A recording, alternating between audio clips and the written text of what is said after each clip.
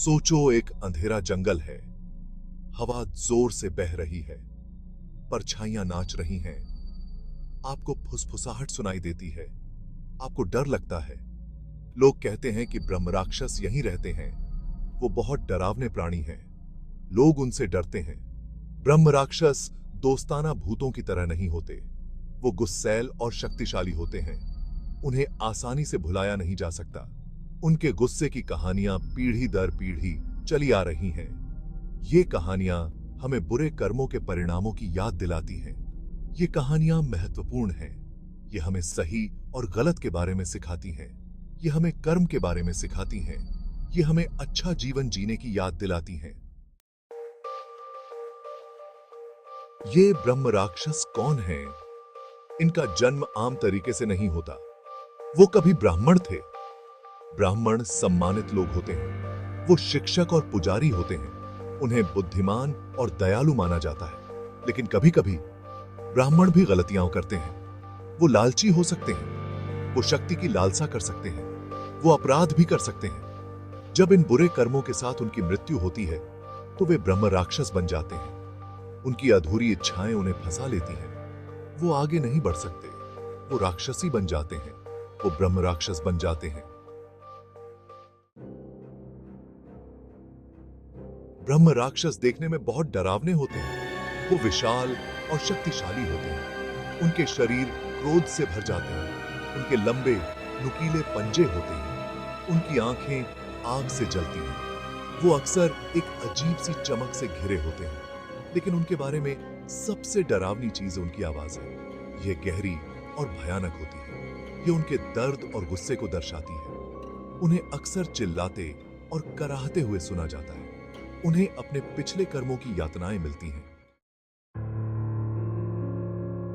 भाग 4, ब्रह्म राक्षस का अड्डा। ब्रह्म राक्षस कहां रहते हैं?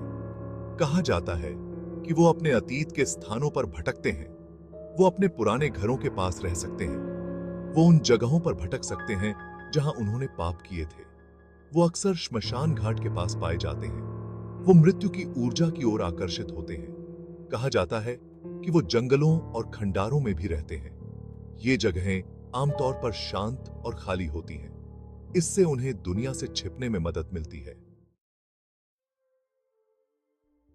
भाग 5, ब्रह्म राक्षस को मुक्त करना। लोग ब्रह्म राक्षस से डरते हैं, लेकिन उन्हें उन पर दया भी आती है। वो फंसी हुई आत्माएं हैं।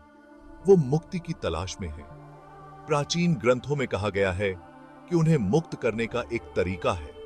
इसमें कुछ खास अनुष्ठान करने होते हैं। इसके लिए साहस और करुणा की आवश्यकता होती है। उनकी मदद करने के लिए व्यक्ति को अपने डर का सामना करना चाहिए। ऐसा कहा जाता है कि केवल एक सच्ची पवित्र आत्मा ही ब्रह्म राक्षस को शांति पाने में मदद कर सकती है। दयालुता का यह कार्य दुखों के चक्र को तोड़ सकता है। यह पीड़ित आत्मा को शांति दे सकता है।